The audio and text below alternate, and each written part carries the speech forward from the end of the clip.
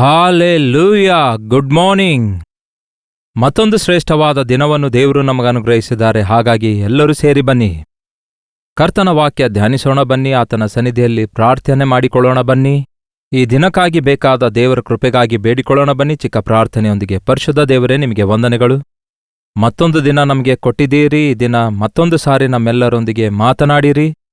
ನಿಮ್ಮನ್ನು ಮಹಿಮೆಪಡಿಸುವ ಜೀವಿತ ಜೀವಿಸಲು ಸಹಾಯ ಮಾಡಿರೆಂದು ಕ್ರಿಸ್ತನ ನಾಮದಲ್ಲಿ ಬೇಡಿ ಹೊಂದಿದ್ದೇವೆ ತಂದೆಯೇ, ಆಮೇನ್. ಹೇಗಿದ್ದೀರಿ ಪ್ರಿಯರೇ? ಚೆನ್ನಾಗಿದ್ದೀರಾ? ಕಳೆದ ರಾತ್ರಿ ಚೆನ್ನಾಗಿ ನಿದ್ರೆ ಮಾಡಿದ್ದೀರಾ? ಸಮಯವನ್ನು ಸದುಪಯೋಗ ಮಾಡಿಕೊಳ್ತಾ ಇದ್ದೀರಾ? ದೇವರೊಂದಿಗೆ ಕಳೆಯುವ ಸಮಯ ಬಹಳ ಶ್ರೇಷ್ಠವಾಗಿರುತ್ತೆ. ಉಳಿದ ಸಮಯವೆಲ್ಲ ಹೇಳಬೇಕಾದ್ರೆ ವ್ಯರ್ಥವೇ. ದೇವರೊಂದಿಗೆ ಯಾವುದೇ ಕೆಲಸ ಮಾಡಿದ್ರೂ ಆಶೀರ್ವದಿಸಲ್ಪಡ್ತೇವೆ, ಆದರೆ ದೇವರಿಲ್ಲದೆ ಎಷ್ಟೇ ಪ್ರಯತ್ನ ಮಾಡಿದ್ರೂ ಕೂಡ ವಿಫಲರಾಗ್ತೇವೆ. ನಮಗೆ ಎಷ್ಟೇ ಜ್ಞಾನ ಇದ್ದರೂ, ಎಷ್ಟೇ ಲೌಕಿಕ ಜ್ಞಾನ ಇದ್ದರೂ, ದೈವಜ್ಞಾನ, ಸಮಯೋಚಿತವಾದ ಜ್ಞಾನ ನಮಗಿಲ್ಲದಿದ್ದರೆ ನಾವೇನು ಸಾಧಿಸಲಾರೆವು.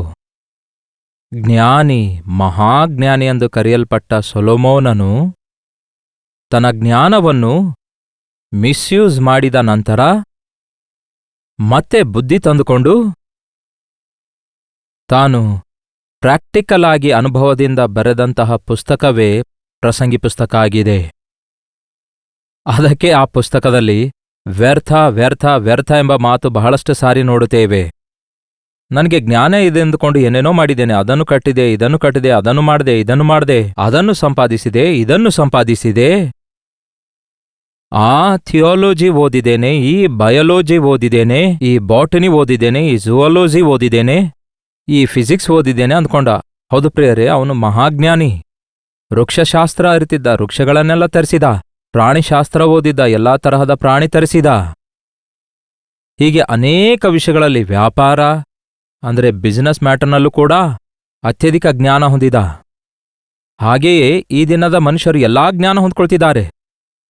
ಎಲ್ಲದಕ್ಕೋಸ್ಕರ ಓದೋದು ಓದೋದು ಓದೋದು ಓದೋದು ಮಾಡ್ತಿದ್ದಾರೆ. ಬಹಳ ಓದುತ್ತಾರೆ ಬಿಡಿ.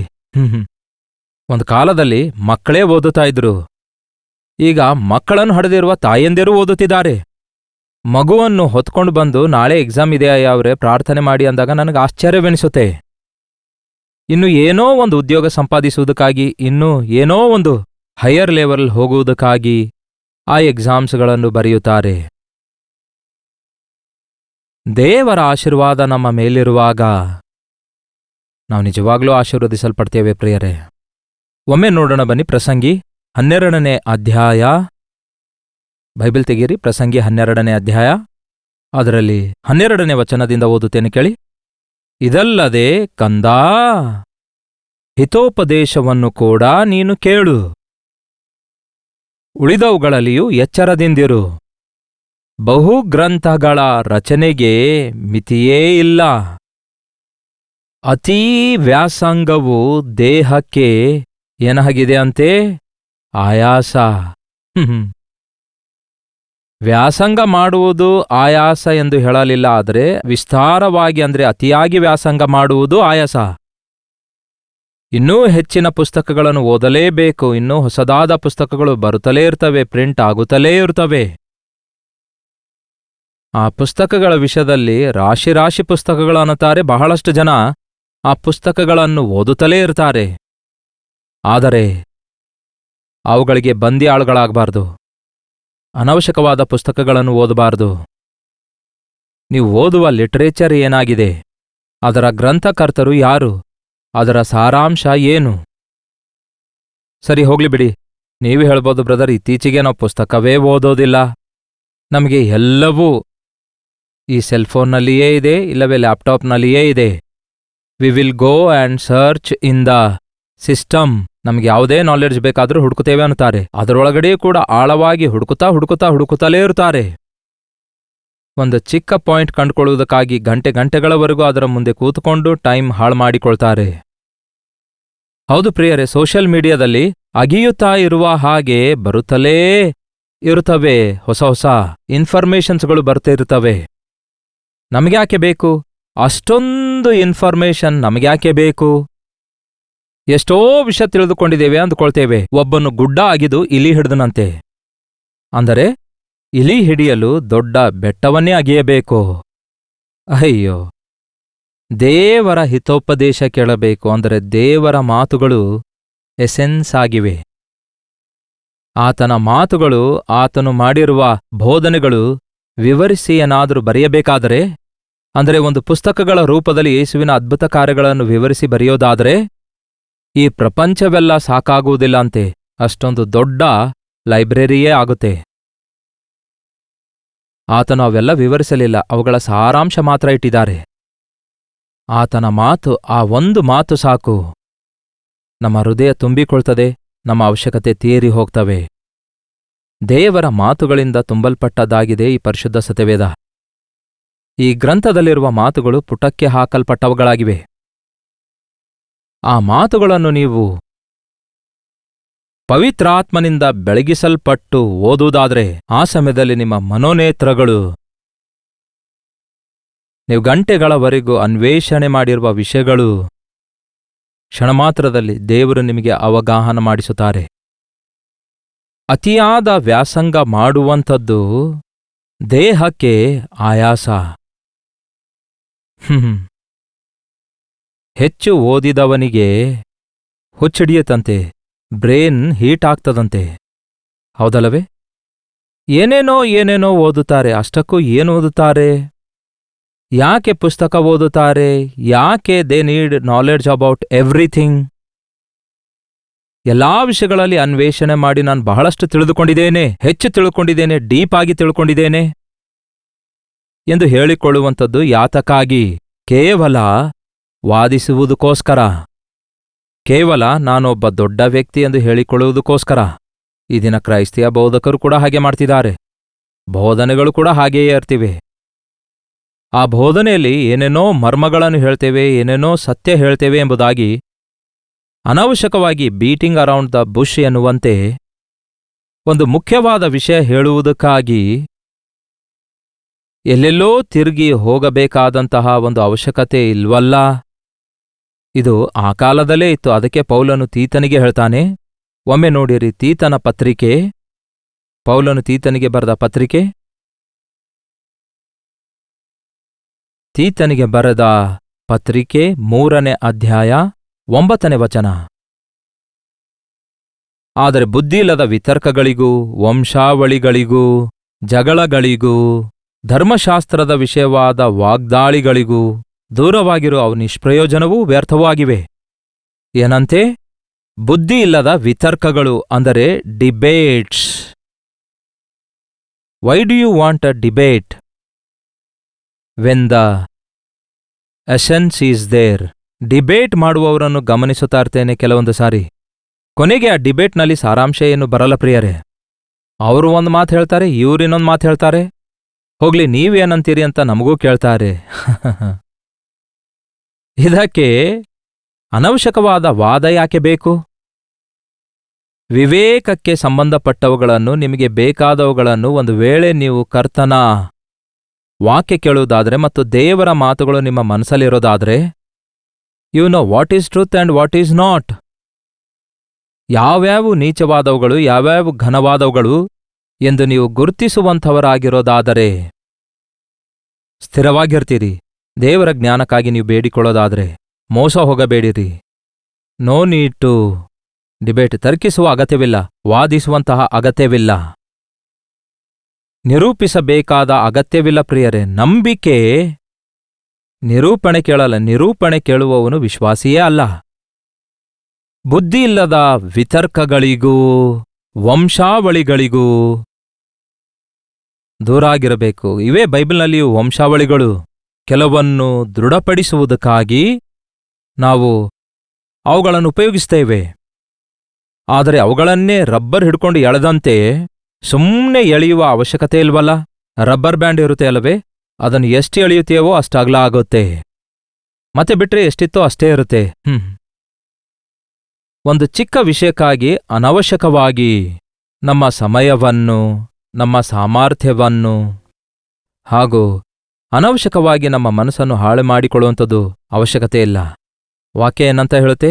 ಬುದ್ಧಿಯಿಲ್ಲದ ವಿತರ್ಕಗಳಿಗೂ ವಂಶಗಳಿಗೂ ಜಗಳಗಳಿಗೂ ಧರ್ಮಶಾಸ್ತ್ರದ ವಿಷಯವಾದ ವಾಗ್ವಾದಗಳಿಗೂ ದೂರ ಇರಬೇಕು. ಈ ಬೈಬಲ್ ಮೇಲೆಯೇ ಬಹಳಷ್ಟು ನಿಘಂಟುಗಳಿವೆ, ವ್ಯಾಖ್ಯಾನಗಳಿವೆ. ಆ ಪಂಡಿತರು ಬೈಬಲ್ ಕಾಲೇಜ್ನಲ್ಲಿ ನಾವು ಓದುತ್ತಾ ಇರುವಾಗ ನಮಗೆ ಹೇಳ್ತಾ ಇದ್ರು, ಆ ಥಿಯಾಲಜಿಯಲ್ಲಿ ಏನಿರುತ್ತೆ ಓದೋದಾದ್ರೆ ಅದು ಪಂಡಿತರ ಅಭಿಪ್ರಾಯ ಅಷ್ಟೇ. Nobody can conclude the truth. ಇದು ಕೆಲವರ ಅಭಿಪ್ರಾಯವಾಗಿದೆ. ಇದು ಅಭಿಪ್ರಾಯ why do you need? Only what is truth is needed. ಎಲ್ಲರ ಅಭಿಪ್ರಾಯ ನಮಗೆ ಬೇಕಾಗಿಲ್ಲ ಪ್ರಿಯರೇ. ನಮ್ಮ ಯೇಸುವಿನ ಅಭಿಪ್ರಾಯ ನಮಗೆ ಸಾಕು. ನಮ್ಮ ಯೇಸುವಿನ ಮಾತು ನಮಗೆ ಸಾಕು. ಆ ಮಾತನ್ನು ನಾವು ಸಂದೇಹ ಪಡುವ ಅಗತ್ಯವಿಲ್ಲ. ಯೇಸು ನೇರವಾಗಿ ಅನೇಕ ವಿಷಯಗಳನ್ನು ನಮಗೆ ತಿಳಿಯಪಡಿಸುತ್ತಿದ್ದಾರೆ. ಪರಿಶುದ್ಧಾತ್ಮನು ನಮ್ಮನ್ನು ಸರ್ವಸತ್ಯದಲ್ಲಿ ನಡೆಸುವಾತನಾಗಿದ್ದಾರೆ. ವಿಶ್ವಾಸಿಗಳೇ, ಕಳವಳಗೊಳ್ಳಬೇಡಿ. ಆ ಸೇವಕರು ಒಂದು ಮಾತು ಹೇಳ್ತಾರೆ, ಈ ಸೇವಕರು ಒಂದು ಮಾತು ಹೇಳ್ತಾರೆ, ಅವರು ಹಾಗಂದ್ರು, ಇವರು ಹೀಗಂದ್ರು, ನನಗೇನೂ ಅರ್ಥ ಆಗ್ತಾ ಇಲ್ಲ ಎಂದು ಈ ದಿನ ಬಹಳಷ್ಟು ಜನ ಅನವಶ್ಯಕವಾದಂತಹ ವಿಷಯಗಳಿಗೋಸ್ಕರ ಮನಸ್ಸನ್ನು ಹಾಳು ಮಾಡಿಕೊಂಡು ನಂಬಿಕೆಯಲ್ಲಿ ಬಿದ್ದು ಹೋಗ್ತಿದ್ದಾರೆ. ಅದಕ್ಕೆ ಪೌಲನು ತೀತನಿಗೆ ಹೇಳ್ತಾನೆ, ಬುದ್ಧಿಯಿಲ್ಲದ ವಿತರ್ಕಗಳಿಗೂ ವಂಶಾವಳಿಗಳಿಗೂ ಜಗಳಗಳಿಗೂ ಧರ್ಮಶಾಸ್ತ್ರದ ವಿಷಯವಾದ ವಾಗ್ವಾದಗಳಿಗೂ ದೂರವಾಗಿರು. ಅವು ನಿಷ್ಪ್ರಯೋಜನವೂ ವ್ಯರ್ಥವೂ ಆಗಿವೆ. Avoid it. ಅವುಗಳನ್ನು ಲೆಕ್ಕಿಸಬೇಡ. ಅವುಗಳನ್ನು ನಿನ್ನ ಮನಸ್ಸಿನೊಳಗೆ ಬರಗೊಳಿಸಬೇಡ. ಅವುಗಳಿಂದ ದೂರವಾಗಿರು. ಮತಭೇದ ಹುಟ್ಟಿಸುವ ಮನುಷ್ಯನನ್ನು, ಯಾವ ಭೇದ? ಮತಭೇದಗಳನ್ನು, ಸಿದ್ಧಾಂತ ಭೇದಗಳನ್ನು. ಯಾವುದು ನಿಜ? ಆ ಪಾಸ್ಟರ್ ನಿಜವೋ, ಈ ಪಾಸ್ಟರ್ ನಿಜವೋ, ಈ ವಾಕ್ಯ ನಿಜವೋ, ಆ ವಾಕ್ಯ ನಿಜವೋ? ಬೋಧಿಸುವುದನ್ನು ಬಿಟ್ಟು ವಾದಿಸುತ್ತಾ ಇದ್ದಾರೆ ಈ ದಿನ ಅನೇಕರು. ವಾದಿಸುವುದರಿಂದ ಯಾರನ್ನೂ ಕೂಡ ಬದಲಾಯಿಸಲಾರೆವು. ಪರಿಶುದ್ಧಾತ್ಮನು ನಮಗೆ ಬೋಧಿಸುವಾಗ ನಮ್ಮ ಮನೋನೇತ್ರಗಳು ಬೆಳಗಿಸಲ್ಪಡ್ತವೆ. ನಾವು ಒಪ್ಪಿಕೊಳ್ತೇವೆ, ಅವಾಗಲೇ ನಮಗೆ ಅವಗಾಹನವಾಗುತ್ತೆ. ಒಪ್ಪಿಸುವ ಕೆಲಸ ಪರಿಶುದ್ಧಾತ್ಮನು ಮಾಡುವ ಕೆಲಸವಾಗಿದೆ. ಯಾವುದೇ ಮನುಷ್ಯ ಇನ್ನೊಬ್ಬನಿಗೆ ಒಪ್ಪಿಕೊಳ್ಳುವಂತೆ ಮಾಡಲಿಕ್ಕಾಗಲ್ಲ.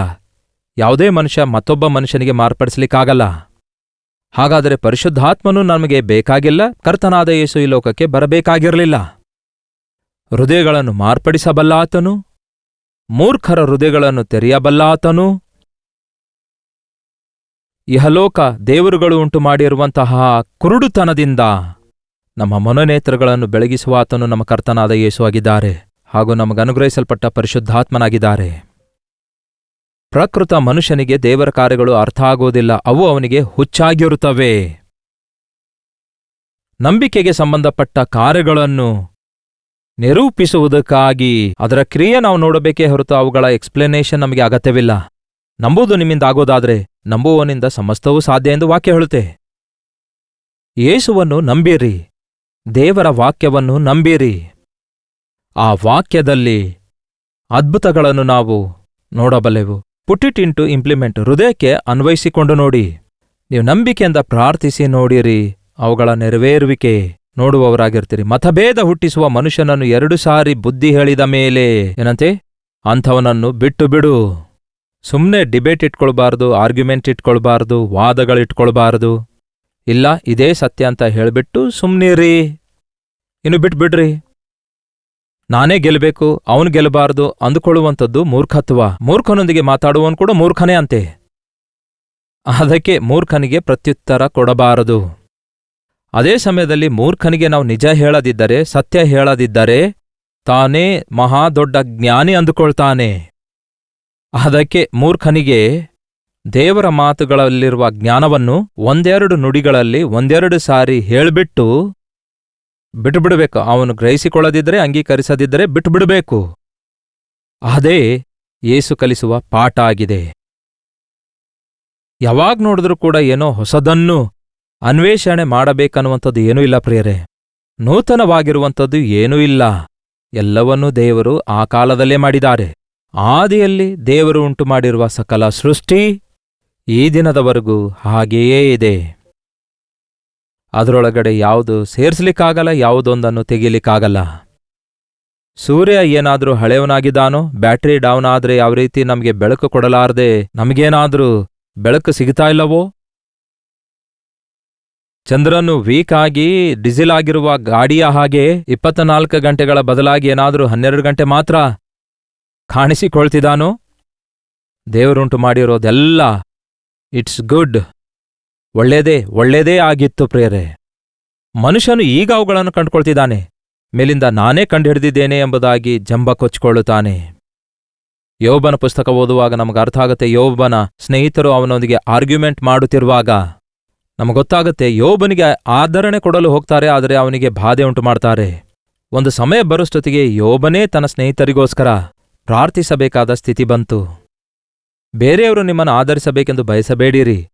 ನಿಮ್ಮನ್ನು ಶೋಧಿಸುವವರೊಂದಿಗೆ ವಾದಿಸಬೇಡಿರಿ. ನೀವು ಪ್ರಾರ್ಥಿಸಿರಿ. ನಿಮ್ಮ ಜೀವಿತದಲ್ಲಿ ಸಮಾಧಾನವನ್ನು, ಆಶೀರ್ವಾದವನ್ನು ನೀವು ಕಾಣುತ್ತೀರಿ. ಪ್ರಾರ್ಥನೆ. ಪರಿಶುದ್ಧ ದೇವರೇ, ಪ್ರೀತಿಯುಳ್ಳ ತಂದೆಯೇ, ಇದನ್ನು ಈ ಪುಸ್ತಕದಲ್ಲಿ ಓದಿದೆ, ಆ ಪುಸ್ತಕದಲ್ಲಿ ಓದಿದೆ, ಅದನ್ನು ಅವ್ರು ಹೇಳಿದ್ರು, ಇವ್ರು ಹೇಳಿದ್ರು, ಇದು ಹೀಗಂತೆ ಅದು ಹಾಗಂತೆ ಎನ್ನುವಂತಹ ತತ್ವದಿಂದ ನಮ್ಮನ್ನು ಬಿಡಿಸಿ, ನನ್ನ ಯೇಸುವಿನ ಮಾತು ನನಗೆ ಸಾಕು, ನನ್ನ ದೇವರ ವಾಕ್ಯ ನನಗೆ ಸಾಕು ಎಂಬ ತೃಪ್ತಿ ನಮಗೆ ದಯಪಾಲಿಸಿರಿ. ನಿಮ್ಮ ವಾಕ್ಯದಿಂದ ನೀವು ಸಮಸ್ತವನ್ನು ಉಂಟುಮಾಡಿದ ದೇವರಾಗಿದ್ದೀರಿ. ಪಾಪಿಗೆ ಪರಿವರ್ತನೆ ಉಂಟುಮಾಡಬಲ್ಲ, ಪಶ್ಚಾತ್ತಾಪ ಉಂಟುಮಾಡಬಲ್ಲ, ತನ್ನ ನಿಜಸ್ಥಿತಿ ಗುರುತಿಸಬಲ್ಲಂತಹ ಪರಿಶುದ್ಧಾತ್ಮನ ಕಾರ್ಯಗಳನ್ನು ಈ ಅಂತ್ಯ ದಿನಗಳಲ್ಲಿ ನಮ್ಮ ಜೀವಿತದಲ್ಲಿ ನೆರವೇರಿಸಿರಿ ದೇವರೇ.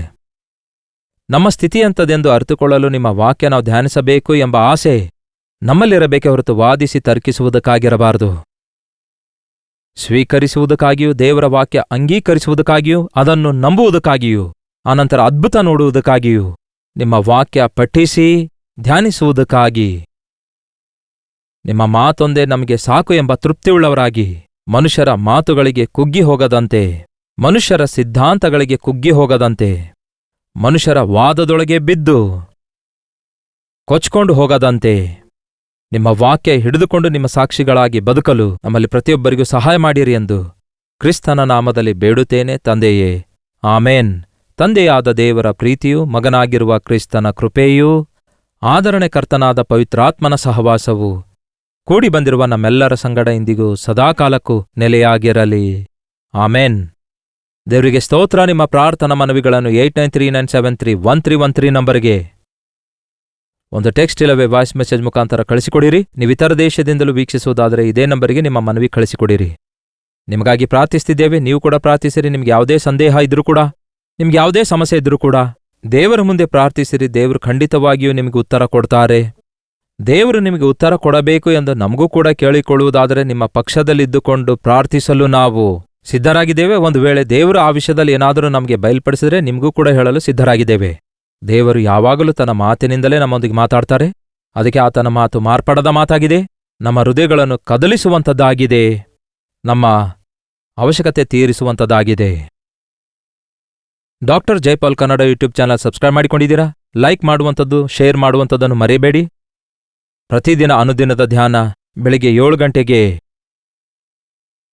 ದೇವರ ಹೊಸ ಹೊಸ ಸತ್ಯಗಳನ್ನು ನಿಮ್ಮೆಲ್ಲರ ಮುಂದೆ ಪ್ರತಿದಿನ ಪ್ರಸಾರ ಮಾಡ್ತಿದ್ದೇವಲ್ಲವೇ?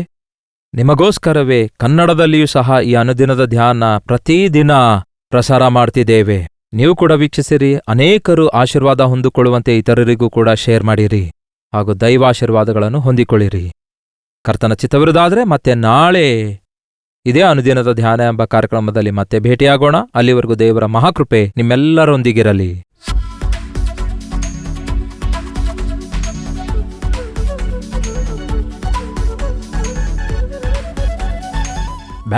ಬೆಂಗಳೂರಿನ ಸುತ್ತಮುತ್ತಲಿರುವವರೆಲ್ಲರಿಗೆ ಶುಭವಾರ್ತೆ. ಕರ್ತನ ಚಿತ್ತವಿರುವುದಾದರೆ ಡಿಸೆಂಬರ್ 4ನೇ ತಾರೀಕಿನಂದು ಮತ್ತೊಮ್ಮೆ ಬ್ಯಾಂಗ್ಳೂರಿಗೆ ಬರ್ತಿದ್ದೇವೆ. ಮಧ್ಯಾಹ್ನ 2ರಿಂದ ಸಂಜೆ 5ರವರೆಗೂ, ಸಂಜೆ 5ರಿಂದ ರಾತ್ರಿ 10ರವರೆಗೂ 2 ಸೆಷನ್ಗಳಾಗಿ 1 ಡೇ ಗೆಟ್ ಟುಗೆದರ್ ಅನ್ನು ಬ್ಯಾಂಗ್ಳೂರಿನಲ್ಲಿ ಏರ್ಪಡಿಸುತ್ತಾ ಇದ್ದೇವೆ. ಬರಬೇಕಾದ ನೀವೆಲ್ಲರೂ ಬಂದು ಸಾಧ್ಯವಾದರೆ 2 ಸೆಷನ್ಸ್ಗಳಿಗೂ ಬಂದು ದೇವರ ಆಶೀರ್ವಾದಗಳನ್ನು ಹೊಂದಿಕೊಳ್ಳಿರಿ. ವರ್ಷದ ಅಂತ್ಯಕ್ಕೆ ಬಂದಿದ್ದೇವೆ. ಬೇಕಾದರೆ ಬ್ಯಾಂಗ್ಳೂರಿನ ಸುತ್ತಮುತ್ತಲಿನ ಊರಿನಿಂದಲೂ ಬಂದು ಮಧ್ಯಾಹ್ನದ ಸೆಷನ್ 1 ಅಟೆಂಡ್ ಆಗಿ ಸಾಧ್ಯವಾದರೆ ಈವ್ನಿಂಗ್ ನೀವು ಹೊರಟು ಹೋಗ್ಬೋದು. ನೆನ್ಪಿಟ್ಕೊಳ್ಳಿರಿ, ಡಿಸೆಂಬರ್ 4ನೇ ತಾರೀಕಿನಂದು ಮಧ್ಯಾಹ್ನ 2 ಗಂಟೆಯಿಂದ ಸಂಜೆ 5 ಗಂಟೆವರೆಗೂ, ಸಂಜೆ 6 ಗಂಟೆಯಿಂದ ರಾತ್ರಿ 10 ಗಂಟೆವರೆಗೂ 2 ಸೆಷನ್ಸ್ಗಳನ್ನು ಹಡ್ಸನ್ ಕಮ್ಯುನಿಟಿ ಸೆಂಟರ್ ಎಂಬ ಸ್ಥಳದಲ್ಲಿ ಬ್ಯಾಂಗ್ಳೂರಿನಲ್ಲಿ ಈ 1 ಡೇ ಗೆಟ್ ಟುಗೆದರ್ ಅನ್ನು ಏರ್ಪಡಿಸಲಾಗಿದೆ. ಹೆಚ್ಚಿನ ವಿವರ ಬೇಕಾದಂಥವರು 8939393939 ನಂಬರಿಗೆ ಕರೆ ಮಾಡಬಹುದು. ಇಲ್ಲವೇ QR ಕೋಡ್ ಕೊಡಲಾಗಿದೆ, ಬೇಕಾದರೆ ಸ್ಕ್ಯಾನ್ ಮಾಡಿಕೊಳ್ಳಿ. ಇಲ್ಲವೇ ಕೊಡಲ್ಪಟ್ಟ ನಂಬರಿಗೆ ವಾಟ್ಸಪ್ ಕಳಿಸಿಕೊಡಿರಿ, ನಿಮಗೆ ಅಡ್ರೆಸ್ ಕಳಿಸಲಾಗುತ್ತೆ. ಮುಖಾಮುಖಿಯಾಗಿ ನಿಮ್ಮನ್ನು ನೋಡಬೇಕೆಂದು, ವೈಯಕ್ತಿಕವಾಗಿ ನಿಮ್ಮೆಲ್ಲರೊಂದಿಗೆ ಪ್ರಾರ್ಥಿಸಬೇಕೆಂದು ನಾವು ಬ್ಯಾಂಗ್ಳೂರಿಗೆ ಬರ್ತಿದ್ದೇವೆ. ಕಲ್ವರಿ ದರ್ಶನ ಟಿವಿ ಕಾರ್ಯಕ್ರಮದ ಮೂಲಕ, ಸೋಷಿಯಲ್ ಮೀಡಿಯಾದ ಮೂಲಕ ದೇವರ ವಾಕ್ಯ ಕೇಳ್ತಿರುವ ನಿಮ್ಮೆಲ್ಲರಿಗೆ ದೇವರು ದಿವ್ಯ ದಾನಗಳನ್ನು ಕೊಟ್ಟು ನಿಮ್ಮನ್ನು ಆಶೀರ್ವದಿಸಬೇಕೆಂದು ಮನಸಾರೆ ಪ್ರಾರ್ಥಿಸ್ತಿದ್ದೇವೆ. ಈ ಮೀಟಿಂಗ್ ಮೂಲಕ ನಿಮ್ಮನ್ನು ಮತ್ತಷ್ಟು ಬಲಪಡಿಸಬೇಕೆಂದು, ನಿಮ್ಮನ್ನು ಮುಖಾಮುಖಿಯಾಗಿ ನೋಡಿ ನಿಮಗಾಗಿ ಪ್ರಾರ್ಥಿಸಬೇಕೆಂದು ಈ ಗೆಟ್ ಟುಗೆದರ್ ಏರ್ಪಡಿಸಲಾಗಿದೆ. ಬನ್ನಿರಿ, ಆಶೀರ್ವದಿಸಲ್ಪಡಿರಿ. ವಂದನೆಗಳು.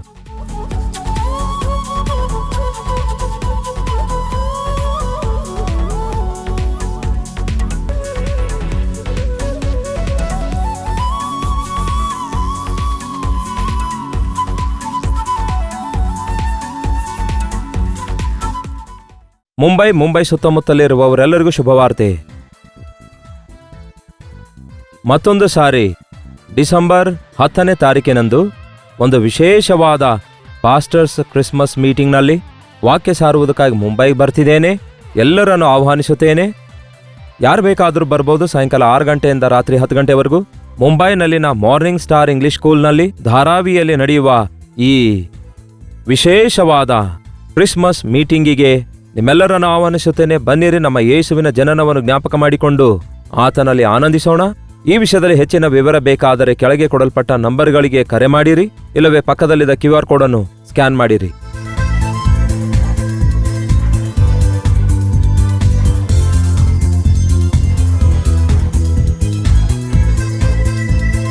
ಮುಂಬೈ ಸುತ್ತಮುತ್ತಲಿರುವವರೆಲ್ಲರಿಗೂ ಶುಭವಾರ್ತೆ. ನಿಮ್ಮನ್ನು ನೇರವಾಗಿ ಭೇಟಿಯಾಗಿ ನಿಮಗಾಗಿ ವೈಯಕ್ತಿಕವಾಗಿ ಪ್ರಾರ್ಥಿಸಬೇಕೆಂದು ಮತ್ತೊಂದು ಸಾರಿ ಮುಂಬೈನಲ್ಲಿ ಒನ್ ಡೇ ಗೆಟ್ ಟುಗೆದರ್ ಅನ್ನು ಮುಂದಿನ ತಿಂಗಳು ಡಿಸೆಂಬರ್ 11ನೇ ತಾರೀಕಿಗೆ ಏರ್ಪಡಿಸುತ್ತಿದ್ದೇವೆ. ತಪ್ಪದೇ ಬನ್ನಿರಿ. ಕಲ್ವರಿ ದರ್ಶನ ಟಿವಿ ಕಾರ್ಯಕ್ರಮದಿಂದಲೂ ಹಾಗೂ ಸೋಷಿಯಲ್ ಮೀಡಿಯಾದಿಂದಲೂ ಬಲಗೊಳ್ಳುವ ನಿಮ್ಮೆಲ್ಲರಿಗೆ ಮುಖಾಮುಖಿಯಾಗಿ ಭೇಟಿಯಾಗಿ ಪ್ರಾರ್ಥನೆ ಮಾಡುವುದಕ್ಕಾಗಿಯೂ ದೇವರ ವಾಕ್ಯ ಸಾರುವುದಕ್ಕಾಗಿಯೂ ನಾವೆಲ್ಲರೂ ಕೂಡಿ ಬರೋಣ. ರೆಹತೋರ್ ಮೆಮೋರಿಯಲ್ ಮೆಥೋಡಿಸ್ಟ್ ಚರ್ಚ್ನಲ್ಲಿ, ನೆನಪಿರಲಿ, ರೆಹತೋರ್ ಮೆಮೋರಿಯಲ್ ಮೆಥೋಡಿಸ್ಟ್ ಚರ್ಚ್ನಲ್ಲಿ, ಸ್ಟೇಷನ್ ರೋಡ್, ಪರೇಲ್, ಮುಂಬೈ. ಈ ವಿಷಯದಲ್ಲಿ ಹೆಚ್ಚಿನ ವಿವರ ಬೇಕಾದರೆ 8939393939 ನಂಬರಿಗೆ ಕರೆ ಮಾಡಿರಿ, ಇಲ್ಲವೇ QR ಕೋಡ್ ಅನ್ನು ಸ್ಕ್ಯಾನ್ ಮಾಡಿರಿ. ಒಂದೇ ಸೆಷನ್ ಇರುತ್ತೆ ಪ್ರಿಯರೇ. ಈ ಒನ್ ಡೇ ಗೆಟ್ ಟುಗೆದರ್ ಸಾಯಂಕಾಲ 6 ಗಂಟೆಯಿಂದ ರಾತ್ರಿ 10 ಗಂಟೆವರೆಗೂ ಇರುತ್ತೆ. ತಪ್ಪದೇ ಬನ್ನಿರಿ.